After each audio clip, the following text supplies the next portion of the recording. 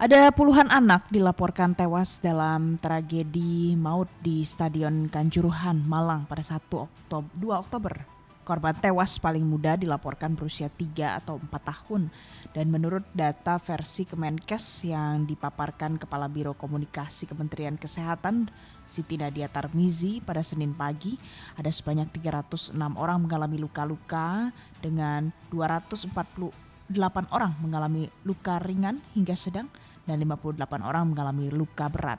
Tapi MG listeners, yang menjadi sorotan publik adalah puluhan anak yang tewas dalam tragedi maut ini. Tidak sedikit anak korban dari tragedi Arema di Kanjuruhan Malang yang mendadak yatim piatu akibat orang tua mereka meninggal. Lantas bagaimana respon KPAI menanggapi hal ini? Saya akan tanya langsung kepada Komisioner KPAI ada Ibu Retno Listiarti. Selamat pagi Bu Retno, salam sehat. Ya, selamat pagi, salam juga. Nah, Bu Retno, ini kalau kita mau memberikan perhatian khusus terlebih dahulu mungkin bagi anak-anak yang sekarang kondisinya masih sakit, luka berat, luka ringan, apa pendampingan yang diberikan KPAI, Bu? Ya, kalau KPAI memang kan tugasnya adalah pengawasan ya, memastikan bahwa anak-anak korban maupun anak-anak yang mendadak yatim atau yatim piatu akibat tragedi ini itu mendapatkan perhatian negara dan ada layanan yang mereka terima sebagaimana diatur dalam peraturan perundangan. Nah, salah satu kan sebenarnya kayak korban-korban tadi ya, luka ringan, luka sedang ataupun luka berat yang usianya anak, itu kan mereka berhak untuk mendapatkan rehabilitasi psikologi. Pasti ada asesmen harus dilakukan karena mereka nih pasti punya terdampak melihat kondisi saat itu, kemudian melihat juga orang terinjak-injak, banyak orang meninggal gitu ya. Itu kan pasti ada pengaruh psikologinya ya kepada anak-anak. Nah, kemudian yang kedua adalah itu kan yang langsung ya. Kalau yang tidak langsung itu ada, mereka mungkin tidak jadi korban atau mereka mungkin tidak hadir di lokasi gitu ya. Tapi anak-anak ini kemudian tiba-tiba kehilangan orang tuanya. Bisa jadi salah satu, bisa jadi keduanya. Salah satu justru yang meninggal misalnya ayahnya yang menjadi tulang punggung keluarga. Tentu ini akan berdampak bagi hidup anak-anak ini. Nah, atas dasar ini kami fokus karena usianya kan memang kami ini hanya punya kewenangan pada usia anak. Jadi waktu angka korban juga fluktuatif ya, naik turun, pokoknya kita tidak tahu seperti apa itu ya sebenarnya gitu sampai kemudian resmi dikeluarkan negara. Maka kami fokusnya langsung ke anak. Jadi berapa anak yang menjadi korban dan angkanya juga meningkat terus sih dari hari Minggu informasi itu 17 gitu. Kemudian Senin kemarin juga sudah meningkat lagi gitu ya, hanya kami belum mendapatkan angka pasti.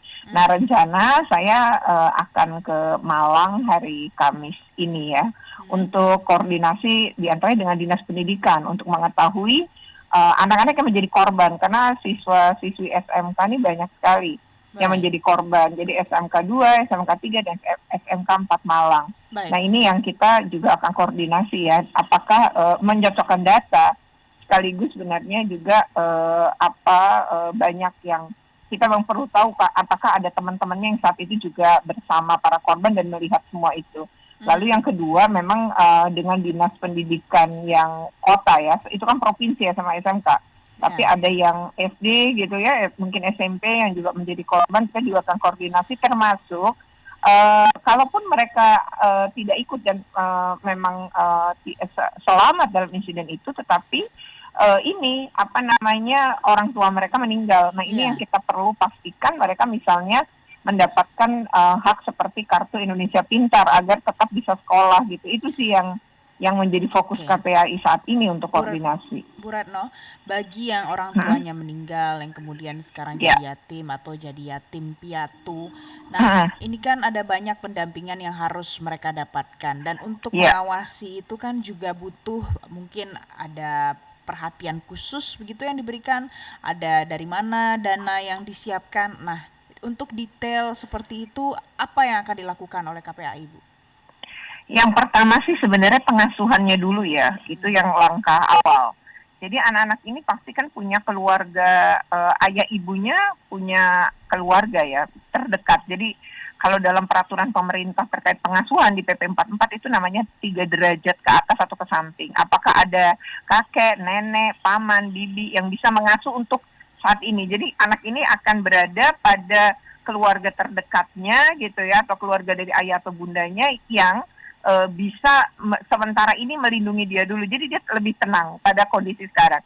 Sambil nanti kita pelajari pengasuhannya kemana. Nanti itu urusannya dengan Kementerian Sosial dan Dinas Sosial juga sebelum proses misalnya pengasuhannya dipindahkan. Nah, ke kakek nenek ataukah kepada paman, bibi dan sebagainya. Nah, ini yang akan awal dilakukan. Kemudian yang kedua adalah baru kita memikirkan kakek neneknya misalnya ada, tapi apakah mampu membiayai, itu kan juga perlu dipikirkan ya, kelayakan dan lain-lain.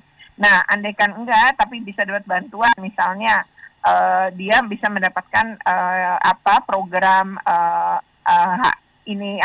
program harapan itu yang Indonesia yang PKH ya, keluarga harapan itu kalau dia belum dapat berarti wajib dapat. Ya kalau kemudian sudah dapat, misalnya tadi kakek neneknya, maka sebenarnya anak ini berhak untuk punya sendiri gitu. Kemudian yang itu kan untuk kelangsungan hidup ya. Yang kedua adalah terkait pendidikan dan kesehatan. Karena nggak mungkin lagi bayar BPJS. Nah, bagaimana kartu Indonesia Sehat yang memang gratis ya, yang tidak perlu membayar, itu mereka harus dapatkan. Termasuk kartu Indonesia Pintar kalau mereka melanjutkan pendidikan. Jadi kalau misalnya masih SD kan masih panjang banget tuh masa depannya gitu. Nah, ini bagaimana pembiayaannya? Itu yang kita pastikan sih di awal nanti. Jadi selain nanti datanya ya, tentu pertama awalnya pendataan. Setelah pendataan baru kita bisa tahu alamat keluarganya, kemudian di situ baru bisa lebih masuk ke dalam lagi adalah siapa yang akan melakukan pengasuhan. Ini untuk yang ayah ibunya meninggal. Kalau salah satu masih ada, pengasuhannya bisa tetap kepada salah satu. Hanya saja kalau dia tidak mandiri secara ekonomi, berarti tadi hak-hak ini pun dia berhak dapat kan gitu. Itu sih langkah yang akan kita lakukan. Baik, Bu Retno, kalau kita lihat pada saat kejadian kerusuhan terjadi, ini ada banyak anak-anak di sana, tapi juga jumlahnya memang banyak kesalahan secara sistematis yang terjadi sampai menimbulkan kerusuhan di sana. Nah, apa edukasi yang harus diberikan pada saat anak-anak mungkin yang usianya di bawah 17 tahun, mereka hendak pergi nonton bola atau menonton pertandingan apapun yang mungkin punya resiko kurang lebih serupa dengan kejadian kemarin? Iya, pertama sih memang ini kondisinya kan udah euforia ya, euforia setelah pandemi hampir 2 tahun. Jadi sebenarnya ini berlaku juga untuk ya selain pertandingan, bukan cuma sepak bola, tapi pertandingan-pertandingan lain maupun konser musik gitu. Konser musik itu kan juga biasanya punya banyak massa ya. Jadi artinya ketika berada di kerumunan, sebenarnya memang anak-anak itu sebaiknya dihindari dari kerumunan. Karena namanya kerumunan massa, kita kan nggak tahu mau chaos atau enggak, mau terjadi sesuatu itu kita nggak pernah tahu gitu. Jadi memang ketika orang tua juga ini harusnya mempertimbangkan ketika misalnya begini, ini acaranya malam, mungkin nggak selesainya jam berapa? Kalau bawa anak umur 2-3,5 tahun, memungkinkan nggak gitu? Atau bahkan ketika usia SD masih memungkinkan nggak? Kalau nggak memungkinkan, ya jangan, karena malam, kecuali pertandingannya sore hari misalnya, kemudian selesai maghrib misalnya, itu kan masih memungkinkan gitu ya, karena ketika malam hari penanganan medis juga sulit. Karena kalau malam hari rumah sakit itu biasanya akan berisi dokter-dokter jaga aja kan.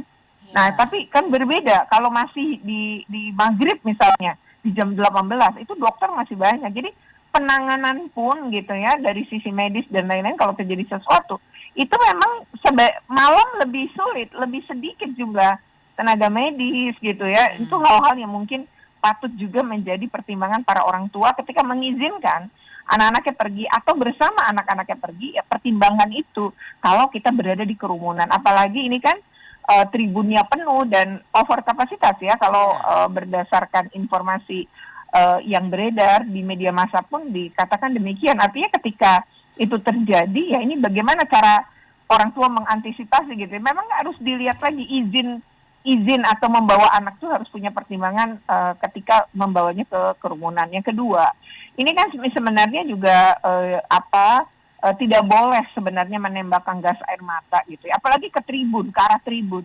Nah, ini yang menurut kami ketika belum keluar masih desak-desakan, over kapasitas, kemudian tribunnya dilontarkan gas air mata. Karena gas air mata itu kan pada prinsipnya mirip kayak peluru, dia kan bukan gas, tapi dia adalah serbuk-serbuk tipis gitu kan ya, yang artinya daya itunya juga sama beratnya gitu, karena kan ketika terhirup dia rasa panas pada tenggorokan dan lain-lainnya. Ini juga sebenarnya menurut kami edukasi juga nih berikutnya, harus ada evaluasi juga terkait penggunaan gas air mata oleh aparat. Menurut saya itu ya, karena memang terlalu mahal sih ya kalau peristiwa ini kita jadikan pelajaran.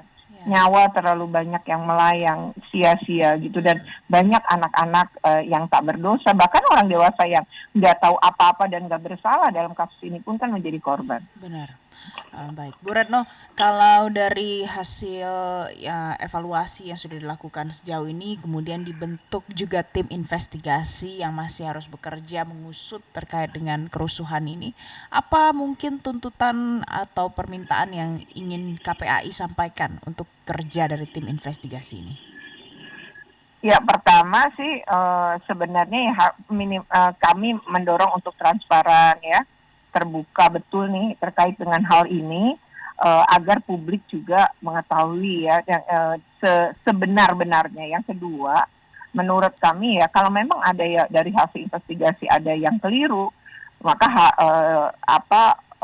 oknum atau pihak-pihak yang kemudian terlibat dalam kekeliruan yang mengakibatkan tewasnya ratusan orang, ya menurut kami harus ditegakkan hukum ya. Itu yang harus dilakukan, tentu saja penegakan hukum sesuai peraturan perundangan. Itu sih harapan kami KPAI. Dan yang terakhir, memang kalau tim ini kan urusan layanan dan pemenuhan hak anak memang mungkin tidak bagian, tapi setidaknya pemetaan jumlah anak juga dibuka secara transparan agar kami bisa menindaklanjuti para korban atau juga anak-anak yang kemudian, jadi orang dewasa yang meninggal pun harus dilihat usia maupun punya keluarga nggak, punya anak nggak, itu menjadi penting. Kalau punya, usia berapa, yaitu agar bisa ditindaklanjuti pemenuhan hak-haknya. Itu kira-kira.